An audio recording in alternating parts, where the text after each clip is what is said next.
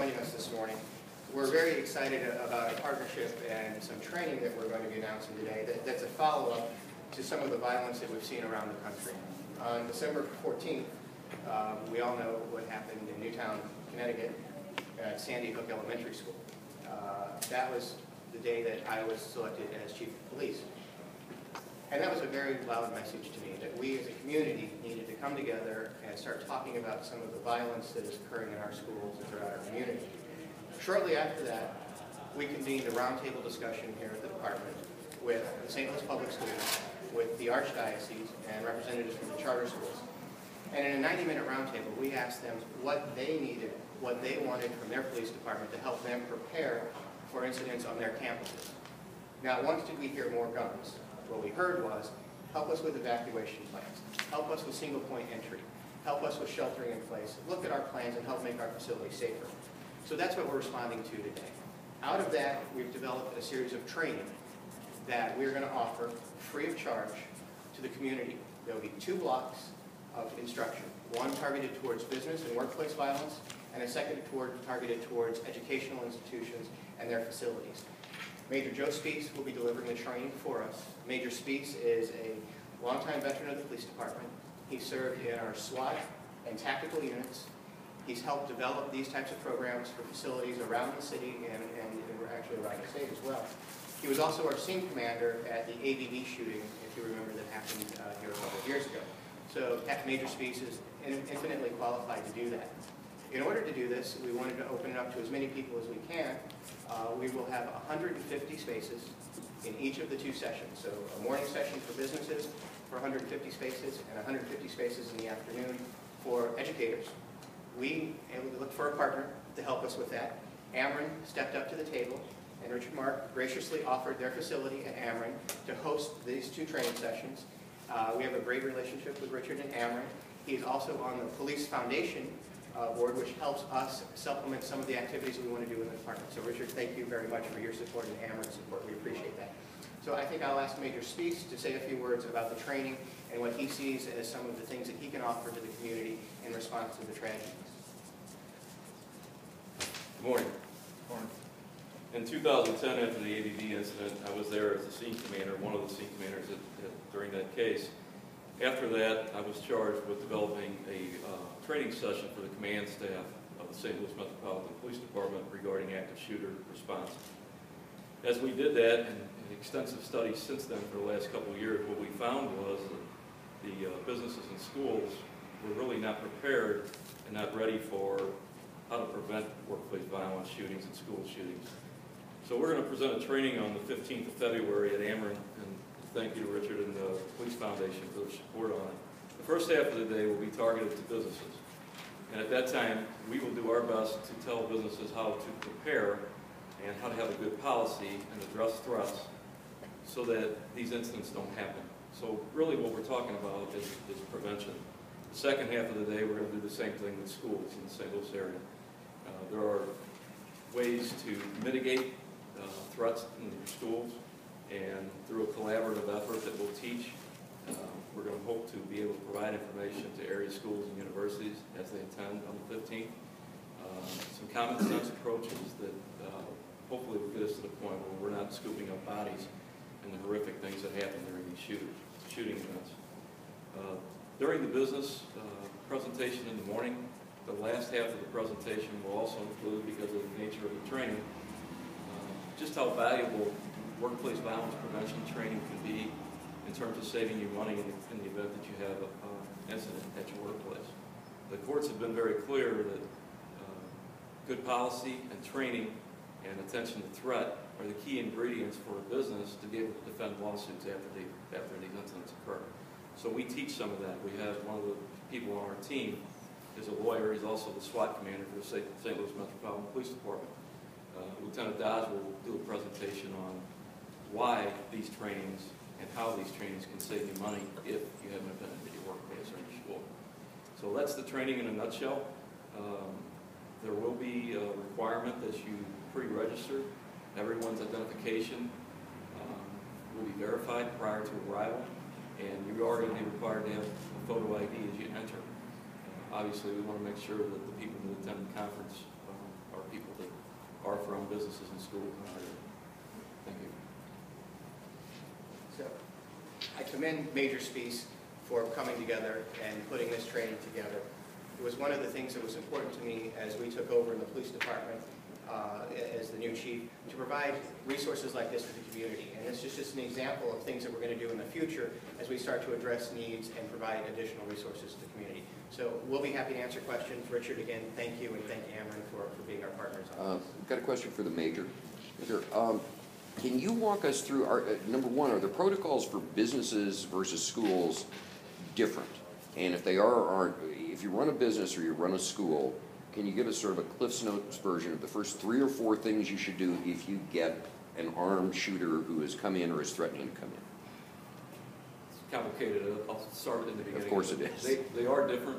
School and workplace violence shootings, as you study them, are different. And I would tell you that one of the main differences is workplace violence shooters oftentimes are more readily identifiable after the fact and before the fact than your school shooters may be. And there's some contributing factors, and some of those we discuss at length as you talk about the difference between workplace violence and school violence.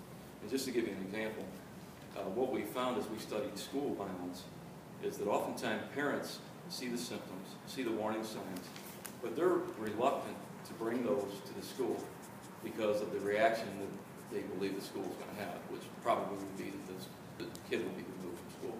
So that's just an example. In terms of the training for workplace as opposed to school violence, really what we do is we first identify the problem in the training on both of them, both school and workplace, and then we do a review of several shooters. And the reason for that is to pick up what businesses and what schools missed so that we can have a teaching moment for those that are in the audience to say, when you see these symptoms, you have to pay attention. And a lot of it's about policy, and a lot of it's about having the people that are running the business or the school administrators paying close attention to this issue, having a policy that they're paying attention to, and then have identifiable people that are responsible for the management of that policy.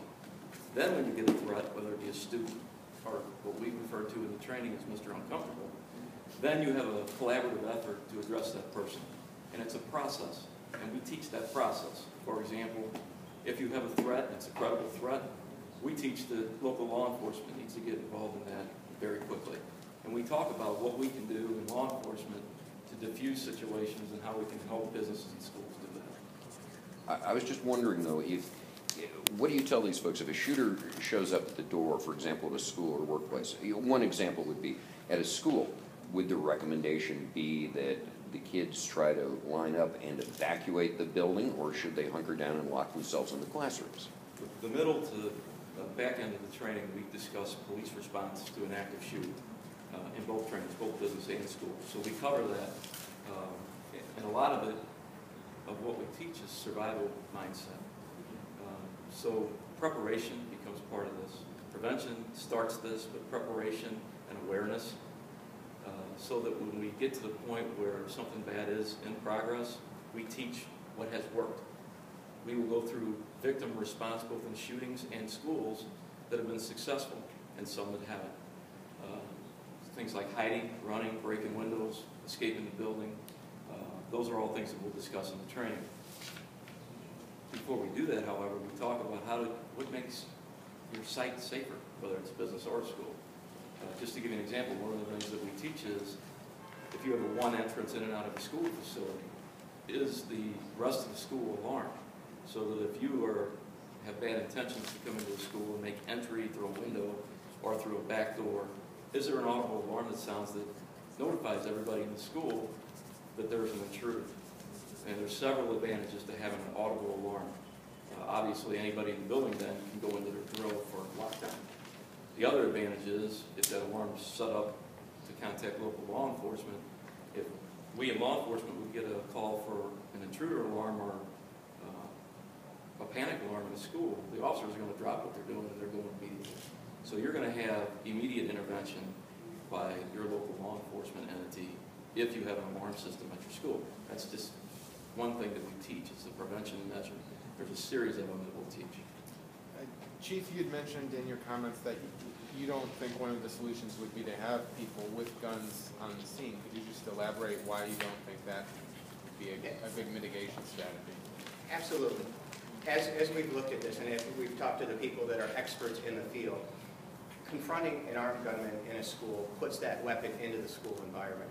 We don't see that as a viable option. We discourage guns in schools. That's what we talk about. We've already seen the proliferation of guns throughout our community as epidemic. As a chief of a major urban police department, I never think that more guns into the environment is a good answer. That's why we teach these things. Mitigation, upfront recognition of the problem, and then drills, active shooter drills. And I'll give you an example. Stevens Institute, the shooting that happened here in St. Louis, we responded within the first minute of the call being dispatched. Our officers were trained in the active shooter drills. We immediately helped evacuate, and what would happen is now we would have coordination between the expectations of law enforcement and the expectations of whether it's the workplace or the school about how to respond simultaneously in those instances. We think that is a much better strategy than confronting an armed gunman. We police officers do an extensive amount of training to use their firearm. I'm always concerned that if you give that to a person who doesn't have that extensive training, they potentially introduce a firearm into a situation that there may not have been one, and it escalates very, very quickly. Would it make sense as a corollary in your mind then to provide one or two armed, uniformed police officers at all times in every school in the city? I mention that because school resource officers, so-called, that are armed are being used in the Melville School District, and they just announced they're putting more in. Is that doable? And I have to go back to that roundtable discussion where we had with the educators, the people that are responsible for teaching our children. And not once did they ask for more guns. This is what they ask for in their environments. They ask for in their schools. The St. Louis public school system has a marvelous security system. They didn't ask for more guns. The Archdiocese didn't ask for armed officers. They asked for how to make their facility safer and to identify these interventions. The same thing with the charter schools. So certainly if resources were unlimited, I think that would be an option. Resources are not unlimited, and this is the best way that we think to prepare those facilities for future. The Chief or Major, beyond training for preparedness, is there one thing you can identify, be it hardware or personnel, that is the key, the main thing to have in a school district or at a workplace, prevent these things or to be responsible for? You're talking about if an event kicks off? Is that what you're saying? Well, prevention or once there is an event. Well, again, in our training, it's really all about prevention. It's recognition of a threat. It's how do you address that threat.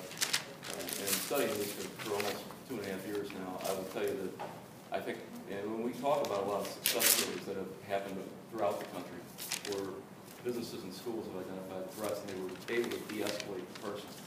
And that's really the strong message. Honestly, if we get to the point where shots are being fired, we all lost. So our training that the Chief has asked us to present is, how do we get to the point where we prevent that from happening at all? So I think that if I'm understanding your question correctly, that's, in my opinion, the true answer is, how do we prevent this? What are the action steps that a business or a school can put in place? And what type of committee can they put together that actually pays attention to this and makes it better? Major, is there any one answer for schools, for example, of what should be done once a shooter starts? For example, back to the earlier question, I mean, do the teachers try to get these kids out of the building, or do they lock them down in the rooms, or does it just depend on what the situation is at any given moment? The last thing you said. So each one's different? Absolutely. Every one of them will be different. And you can look at the shooting in Colorado 2 years ago where the professor, he was a teacher, Berkey, interrupted that shooting. Do we teach unarmed people to attack and try and disable people with guns? No. But that's really what we talk about, is what victims have done in many of these shootings that has worked. What's been successful? We're not challenging people to try and be heroes and address people with guns unarmed. But I think it's important when you look at each of these shootings and you see what did work, how victims were able to escape. In the case of a school shooting, an appropriate response may be break a window and escape and get your kids outside that arena where shots are being fired. That may be a proper response. But again, preparation and training for this are keys so that in the event something horrible happens, people are at least aware of what their options are and they develop that survival mindset so they can get through these things as best they can. In your opinion, how vulnerable are most St. Louis area schools or businesses? How many chinks in the armor do you see? We have traveled around different schools as a commander of District 7, and as a matter of fact, I was just at Soldan, the chief asked us to do a training with the St. Louis Public School guards, and we trained 150 guards who are unarmed guards as they should respond to a shooter event. The honest truth is, these are very rare events, thank God. The problem is they are so tragic, and you have so many multiple victims. Sandy Hook, it's hard to put your arms around that type of violence. But how Specifically, vulnerable when you look at vulnerability, the honest truth is, I think in most environments, that if you have someone at the point where they want to hurt people with a gun, they're probably going to get entry into the building, whether it's a school, a business, or whatever it is. Now, is part of it also, are you going to talk about how to identify people who might be disgruntled employees, or somebody who didn't get financial aid, or somebody who might... That's the biggest part of our training program, is to identify those threats and have a process for de-escalating them and paying attention to them. And that's what we cover in the training. So should schools and businesses have like weekly meetings on who might go over the brink this week? We should keep an eye I think on? schools and businesses have to have a conduit for people that are in the workplace or in the school to report things. And then when there's something identified, that committee can act upon that threat. There's a process to act on that threat that we teach. You heard a lot lately about the run, hide, fight for the Alice situations for schools. Are these things, these steps, are they just in vogue right now? That's what's being talked about, or are these things are practical applications for the worst case scenario if something bad were to happen at the school? They can be a practical application. We don't teach the Alice, we teach something similar, but it's just a response when they want something. And I just want to talk to Kevin for just a second. For his